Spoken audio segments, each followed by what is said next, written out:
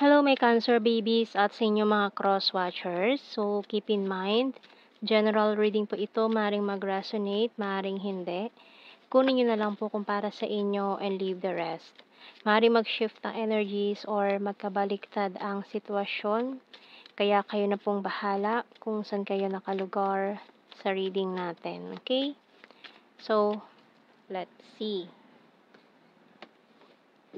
Cancer babies, Sun, Moon, Rising, and the Venus signs. We have here the Luck, Perfume, Traffic Lights, Hourglass, Snail, Snake, and Waterfalls. Okay, so someone here is waiting for the right time. Maring naghihintay ka ng sa'yo, ng right time for you. Kung kailan yung yung tinatawag na it's your time to shine. Para naghihintay ka ng time mo. You're waiting for a goal, kung kailan ibibigay sa'yo. So, tingnan natin. Kaso may mga taong humahadlang dito sa mga goals na to, kaya parang ang bagal. May mga taong ayaw ka makitang umangat. So, snail card, snake. So, kaya ang bagal, feeling mo ang bagal ng pag-usad ng success mo. Kasi may mga taong ayaw nakikita na umaangat ka. So, these people, ayan, binibigyan ka nila ng evil eye kasi ayaw nilang maangatan mo sila, ayaw nilang malamangan mo sila, ganyan. Kaya parang ayaw nila na umangat ka, ayaw nila maging success ka, ayaw nila na umasenso ka, kasi ayaw nila na malalamangan sila. We have here Magician, so maaaring someone here is putting hex, no? Or mga negative energy sa'yo para hindi mo ma-reach or ma-achieve itong mga goals in life mo. Kaya feeling mo ang bagal-bagal ng pag-usat ng success sa'yo. Ayan.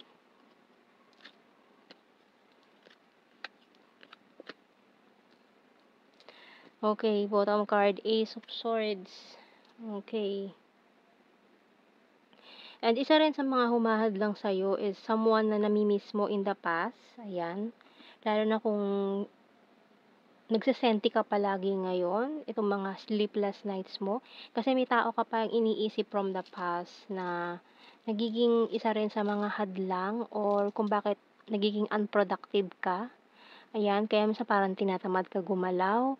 Kasi may iniinda ka. May iniinda ka sa puso mo na hanggang ngayon hindi pa rin naghihilom. Kaya parang feeling mo ang laki ng guang sa puso mo ngayon na hinahanap-hanap mo tong taong to. You're longing for this person. Kaya siguro parang wala kang gana ngayon, feeling drained, mga ganyan. So, tingnan natin anong message ng Archangel.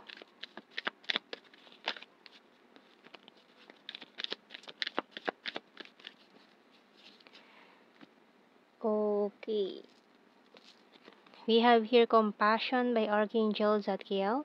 Soften your heart with respect to this situation and all the people involved, including yourself. So, ayan compassion. So, bigyan mo rin ng yung sarili mo. Wag kang maging madamot sa sarili mo, no? Bigyan mo rin ng time yung sarili mo. Mag me time, pamper yourself, i-spoil mo yung sarili mo, i-treat mo yung sarili mo this time, no? Lumabas-labas ka, mamasyal ka, mag-enjoy, kahit magsarili ka muna ngayon, unahin mo muna yung sarili mo. Kasi, siguro itong taong to na namimiss mo, siya yung laging priority mo dati eh. Kaya nung nawala itong taong to sa buhay mo, parang ka ngayon, parang hindi mo alam kung saan ka pupunta, kung ano yung gagawin mo. Kumbaga parang ito yung sinasabi na para kanino ka bumabangon. Kasi parang siya yung dahilan eh, na bumabangon ka araw-araw, masigla ka araw-araw dahil sa taong ito. Pero nung umalis siya, parang nawalan ka na ng gana sa buhay. Pero syempre, hindi naman pwedeng ganun, no? Kailangan pa rin natin na magpatuloy kahit na may mga taong umalis na sa buhay natin. So, tingnan natin. Ito yung ginagawa mo ngayon eh. Ayan I'm isolating myself to reflect. I love your humor. Itong kailangan mong gawin, no? Need to achieve my goals. Pero parang nawawalan ka ng pag-asa ngayon eh. Or motivation, ika nga. And at the same time, may mga tao din na umahad lang sa'yo ngayon. So, huwag mo pansinin yung mga taong yung mga walang magawa sa buhay. No? And I will fight for you. You're my happy pill. Kasi ito yung happy pill mo, para kang tinanggalan ng ngiti. No? Ganun yung pakiramdam mo ngayon eh. Para kang tinanggalan ng ngiti. Para kang nabungal. Hindi ka makangiti. Kasi walang ngipin. Ganun. Ganun yung pakiramdam eh. Nawala itong taong to. I watch you from afar. Pero pinabantayan ka pa rin niya. You complete me and I want you back. So, hindi pa naman pala talaga totally end. So may I want you back. Lalo na kung twin flame pala ito, kaya pala nalulumbay ka ng ganyan. Ayan, so I understand you, no? Kaya minsan kasi, if you're in the twin flame journey, talagang ite-test nito yung yung mental health mo eh. Kung parang isipin mo nababaliw ka na, kasi this person is parang nung nawala siya sa buhay mo, parang bumagsak na lahat. 'Di ba? Ganun yung pakiramdam. Hindi ka na makangiti, para ka ng bungal, ganun.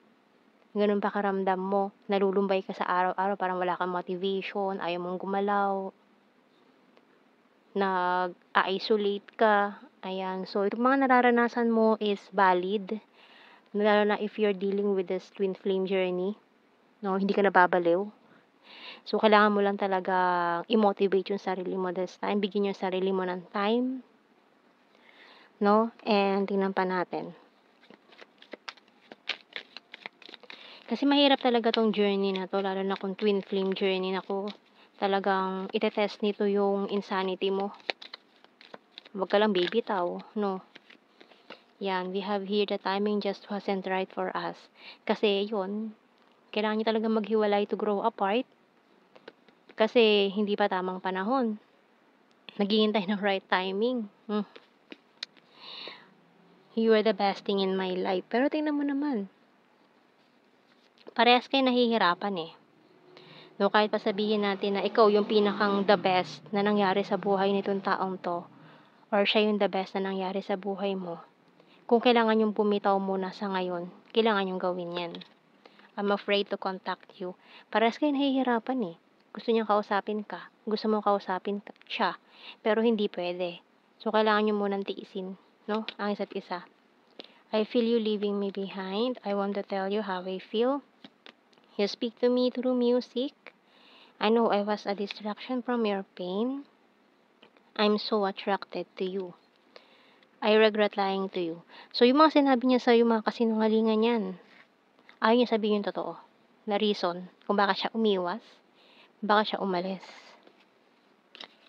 Saka mo lang yan malalaman kapag dumating yung union of hearts for the twin flame. We have letter U, letter E, K, N, letter B, letter W, H, C, and Q. So, let's see sa blue card. We have here, isang bunutan, tatlo.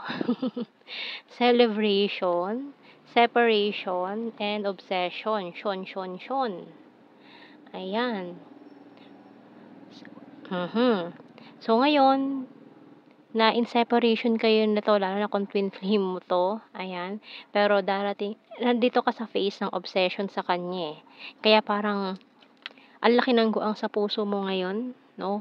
Pero, ayan, celebration, ibig sabihin, hindi naman magtatagal itong pagiging sad boy or sad girl era mo, no? Kasi may celebration naman na mangyayari dyan. Ayan, so tingnan natin. Bigyan mo lang muna ng time yung sarili mo mag-enjoy mag-isa. Eh, kapag naging okay ka na, magtatagpo ulit kayo na itong twin flame mo. So, yan. We have Flower Farm, Gemini, number 10, Logical. So, kailangan mo na kasing tapusin yung mga kailangan tapusin, lalo na kung may mga karmic partners, karmic lessons na pinagdadaanan kayo. vulnerable, gorgeous, Earth sign, Taurus, Virgo, Capricorn. Ayan o, nandito kayo sa state ng confusing.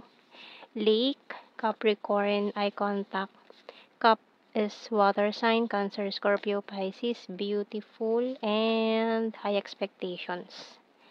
Ayun. So, yan ang ating reading, my Cancer babies. At sa inyo mga cross-watchers, so thank you for watching. Take care and God bless. See you in our next reading, guys. Bye-bye.